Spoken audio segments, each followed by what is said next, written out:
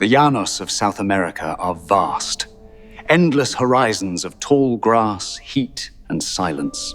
It is a place where a man can ride for days and see nothing but the horizon. But in the deep silence of the plains, there is a sound that every cowboy, every farmer, and every drunkard fears. It isn't the roar of a jaguar or the hiss of a snake. It is a simple, musical whistle. Today we are traveling to Venezuela and Colombia to hunt down the cursed son of the plains, El Silbón. He is a giant, standing 6 meters tall, towering over the treetops. He carries a sack on his back that rattles with the dry bones of his victims.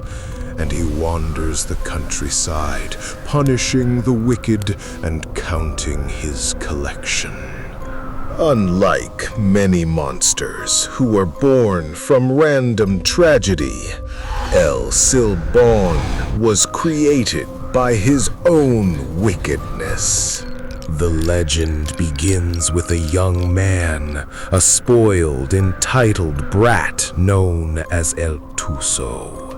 He was a boy who was never told no. One afternoon, he demanded that his father hunt a deer for him, specifically because he craved the taste of the entrails, the asadura. The father, loving and weary, went out into the hunt, but the forest was empty. He returned empty-handed, exhausted and apologetic. The boy's reaction was not disappointment. It was homicidal rage. In a fit of spoiled fury, he took his father's hunting knife and turned it on him. It is a crime so heinous it stains the soul. Patricide, the murder of one's own father. But the boy's punishment did not come from the law. It came from his grandfather. The grandfather, discovering the crime, cursed the boy for eternity. He whipped him till his back was raw, rubbed burning hot chili peppers and lemon into the wounds, and unleashed a pack of starving dogs, the turecos, to chase him into the dark night. As the boy ran, his humanity melted away. He grew tall, thin, and monstrous. He was no longer a boy. He was El Silbón. If you see El Silbón, the first thing you will notice is his impossible height. He is described as a giant, standing nearly 20 feet tall, yet he is so thin that he resembles a dead tree moving in the wind. He wears a tattered hat and carries a massive, filthy sack on his back. What is in the sack? The legend says it began with the bones of his father. He is cursed to carry the weight of his crime forever. But over the centuries, the sack has grown heavier. It is now filled with the bones of his victims, drunks, womanizers, and those who wander the plains with malice in their hearts. When he sits down to rest, he dumps the bones out on the ground to count them. One by one, femurs, ribs, skulls. If you are unlucky enough to stumble upon him while he counts, you become the next addition to the collection. But his most terrifying weapon is his whistle. And this is where the legend plays a deadly trick on your mind. El Silbón whistles the musical scale C, D, E, F, G, A, B, rising in pitch until it fades into silence. The rule of the Llanos is simple but counterintuitive. If the whistle sounds loud and piercing close to your ear, do not panic. It means El Silbón is far away. But if the whistle sounds faint, distant, like a soft breeze on the horizon, that means he is standing right behind you.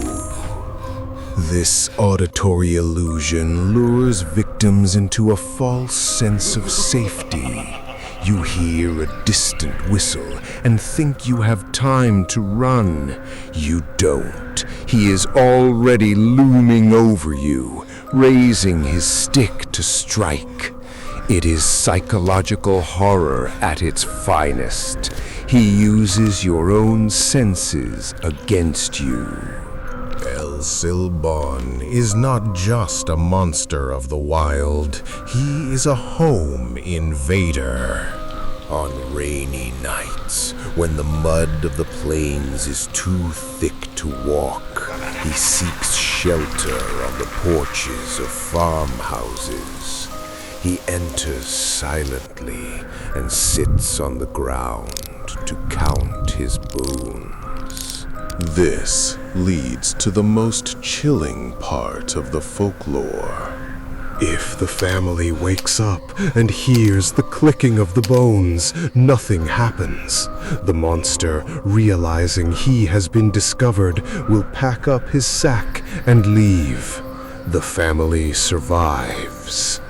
But if the family sleeps through the noise, if no one wakes up to witness the counting, then at sunrise, one member of that family will simply not wake up. They die in their sleep, their soul added to the sack, leaving their body behind as an empty shell. It is a warning to the people of the plains. Always sleep with one ear open. Is there any protection against the Whistler? The legend remembers the grandfather's curse. El Silbón still fears the things that tormented him as a boy. He is terrified of dogs, specifically the bark of the Tureco dog, and he cannot stand the smell of chili peppers. That is why, to this day, many inhabitants of the Llanos will keep a whip, a dog, and a jar of hot chili peppers near the door, just in case.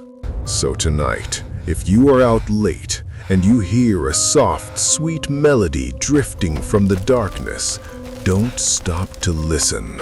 Run. Thanks for watching. Like and subscribe. See you on the next one.